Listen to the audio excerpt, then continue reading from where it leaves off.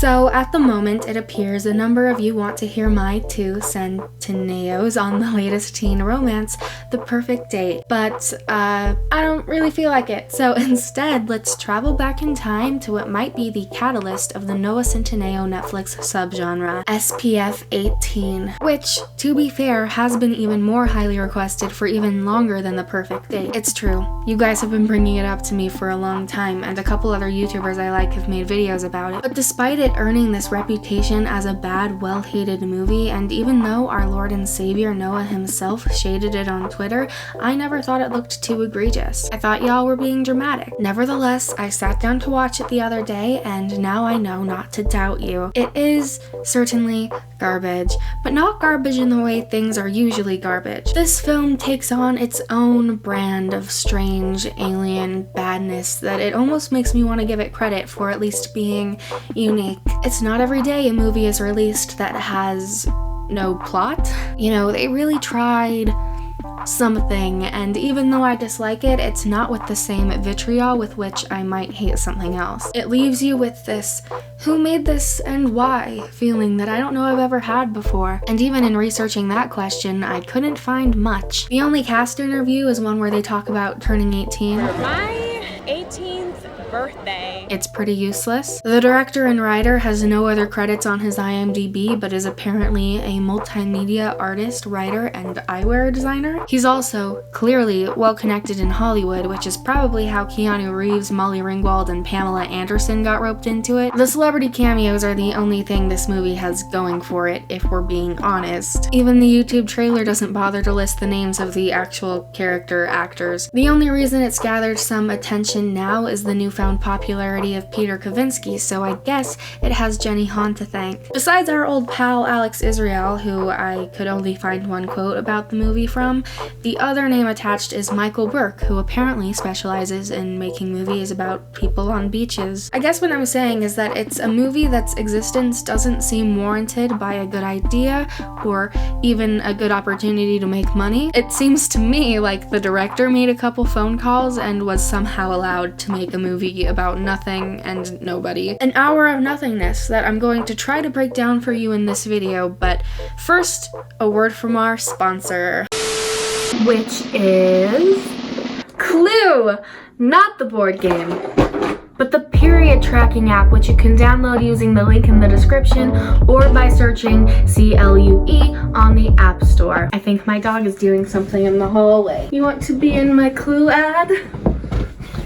But Lily, you don't have a period. Fun fact, most of you are girls, which means a lot of you probably experience that time of the periods. A lot of you have periods, and in my opinion, anyone with a period should download this app. Maybe you're trying to get pregnant. Clue is useful for that. Maybe you're trying not to get pregnant. Clue can also be useful for that. Or it could have nothing to do with pregnancy. Maybe you're already marking your period on your calendar like it's the 1800s. It's 2019, get the app. Or maybe you're like me before I downloaded the Clue app and you just don't keep track of it at all and wait for it to spring on you at any random moment. Fun as that was, I would not recommend it. Not a good strategy. Logging your cycle is too easy with Clue to continue doing yourself the disservice of not using it. Every day you can log not only your period, but cravings, cramps, energy level, and a ton of other things that you might not yet realize have patterns and cycles of their own. Keeping track of these things helped me understand and predict the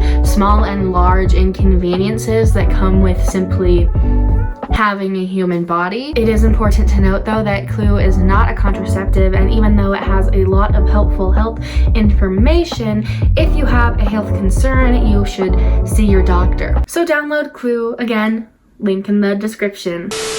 So, SPF 18 follows a girl named Penny, whose biggest problem in life is that her mom is like, kind of annoying. That's the first problem I noticed. It's a movie about an incredibly privileged girl who doesn't have any major character flaws to overcome or personal struggles to deal with. She's just kind of there, sometimes feeling happy, sometimes feeling sad, sometimes liking this guy, sometimes liking that guy, but never resembling anything close to a human being. Anyway, the movie opens with with an unnecessary third-person narrator, exposition dumping the only personality traits Penny possesses. Penny's thoughts are on her future at Northwestern. She just graduated high school. As the daughter of a sort of famous actress, Her mom's kind of famous. soon she filmed everything. She's a daily vlogger, and she's dating Noah Centineo, who in this film plays Johnny Tsunami. Last year, when Johnny lost his father, he needed a shoulder to cry on. And Penny was there for him. Romance blossomed like a golden poppy. His dad died, and that's why they're in love. Aside from these 4 things, she might as well be an in-store mannequin. This is followed by an actually kind of cute opening credit sequence, but not even a cute art style can save this mess. Then we're introduced to Camila, Penny's college dropout cousin, who says things like, I just felt like the thinking there had become too linear, you know? But whose speech is it really? California's? Isn't that just what we've been told? I mean, California is a concept. Let's just say I operate from this awareness that we're all just these tiny little specks on this rotating spaceship. yeah. And the strange part is that even though the movie is at least kind of self-aware that her fake deep nonsense is annoying, the message ends up being that we should accept her the way she is, rather than that she should grow out of being that way. Maybe because the movie itself possesses the same surface-level facade of depth with an honestly shallow and vapid core. The characters all have this unself-aware, I'm an artist and I'm deep personality type that drives the whole story. Sometimes things feel more real on video than they do in real life, you know? I find myself thinking, that song is more true than back when the thing I'm singing about actually happened. What is the difference between spirituality and astronomy? You can choose not to fail. Come on. You can refuse to accept failure in yourself, but in a relationship, you don't know what's going to happen to the other person. I'm honestly more worried that I'll fail myself. The whole thing is actually ironically similar to the vibe of Noah Centineo's Twitter. Whatever. After Molly Ringwald shows up to fill her role of mom with 2 minutes of screen time that seems to pay her bills these days, we're treated to a scene of Johnny Tsunami finding a note on the door of a family friend's beach house inviting him to house sit. That family friend? Keanu Reeves. Not actor Keanu Reeves playing a character that is their family friend. Keanu Reeves as Keanu Reeves. Is that Keanu Reeves? Yeah, he was friends with Johnny's dad. I mean, come again? This is what we're doing? We're going to have Keanu Reeves and Pamela Anderson play themselves while Molly Ringwald plays a fake celebrity? Alright. Johnny invites Penny to house sit with him and she's like, I'm committing to this, I am doing it, I am doing Johnny. because apparently she wanted to at prom but got too nervous. So she invites Camila for moral support, they have a weird sex training scene on the way, and eventually the whole Scooby gang is at Keanu Reeves' beach house. This is when you start to notice how strange every moment of dialogue is. At this point, the whole thing started to remind me of that John Mulaney joke about aliens performing a bad play about human life. Even the most basic lines sound robotic, Hey, do you guys want smoothies? Sounds good. and the lines that are meant to be funny fall flat on their face. I'm gonna guess you're virgins? No, and that's really none of your business. Oh, you're talking about surfing.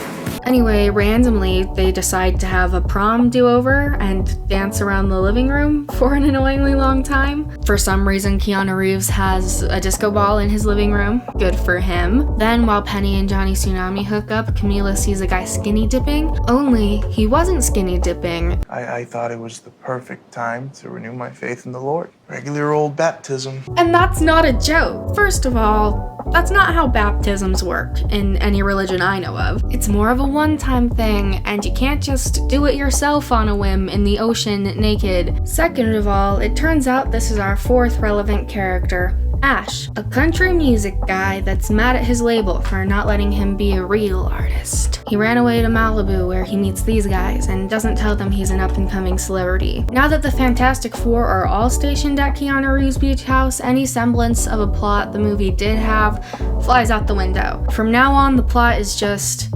they hang out. Okay, it's a little more detailed than that, but not by much. I wish I were exaggerating more than I am. There's a meandering, undramatic love square and some small, easily triumphed mini-trials, but not anything else. I mean, as they meet Ash, they run into a lifeguard who was apparently coached by Johnny Tsunami's dad, but fell out with him because he was using performance-enhancing drug, which destroyed Johnny's dad's reputation before he died. So obviously they have some beef, but only something like a minute later they kiss and make up, so goodbye to that opportunity for storytelling. The only other lasting thread of potential narrative is the fact that Johnny hasn't surfed since his dad died, but then they go surfing. You see what I mean? The film seems afraid to let its characters struggle and instead squashes all of their troubles away the moment they arise, which has led to this completely empty story with no lessons, development, complexity, or even entertainment value. It doesn't follow the traditional narrative format, which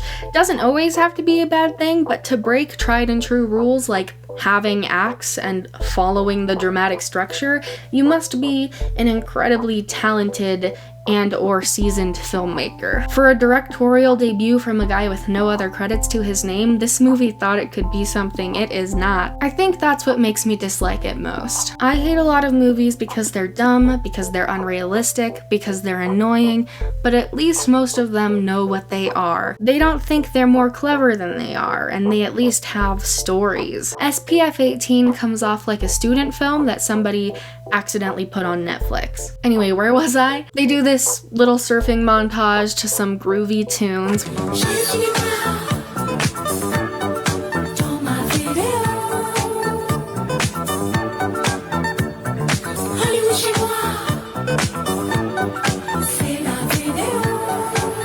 Then, as I already said, the movie stops having relevant plot points. It's 20 minutes until an actual thing happens. Within that time, it just boringly tries to convey that Johnny Tsunami is acting distant, so Penny starts liking Ash, but also Camila starts liking Johnny. That might sound kind of interesting, like A Midsummer Night's Dream, but in bikinis. But there's no drama to it at all. They're basically like, I had feelings for this person, but now I have feelings for this person. Is that cool with everyone? And everyone's like, yeah, dope. Aren't you two together?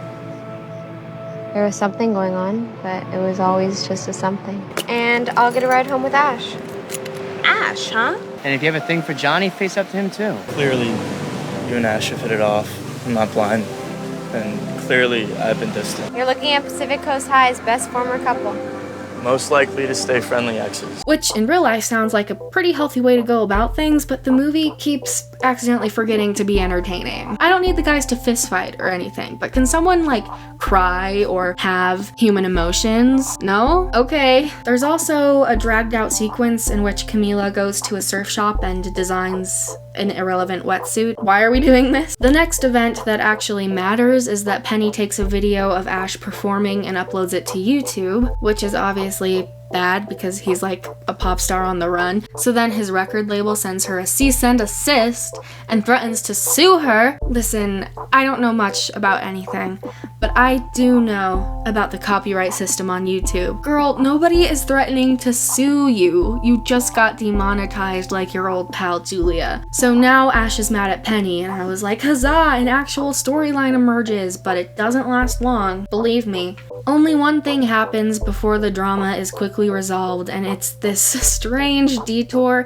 back to Johnny Tsunami in which he runs into Camila and she's like, Have you ever heard of lucid dreaming? They go into a bedroom, she touches his nose, and suddenly Noah Centineo is animated. I didn't know much about lucid dreaming, but this struck me as completely wrong. So I did a little bit of research. It seems like there's some controversy over whether it's actual dreaming or just intense daydreaming, but either way, the concept of lucid dreaming has been proven by MRIs and other science stuff. However, it seems like the sort of thing that people train to do, and that's very rare to do. You can't just have some girl touch your nose and then get the job done. If they really wanted to have this trippy animated segment, why didn't they just like have the characters do some drugs. Don't get me wrong, I don't support drug use. It's just that I've seen a couple statements and things that make it seem like this movie was supposed to be some sort of reflection on what it's like to grow up rich in LA, and I feel like there's probably a lot more drugs involved. It's not like the movie's too clean to do that sort of thing. There was a but earlier. Anyway,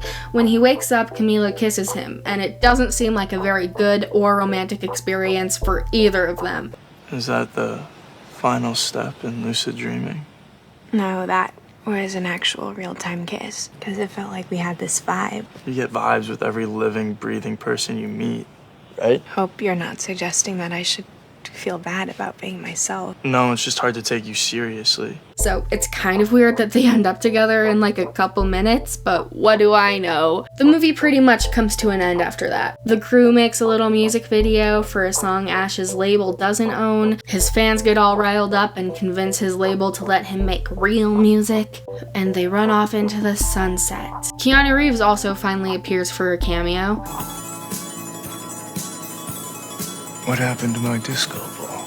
I feel bad he was roped into this. All in all, I just think this movie's existence is one of humanity's great mysteries. It's the absolute opposite of self-aware. I think it truly believes it's done something, but what it has done is absolutely nothing.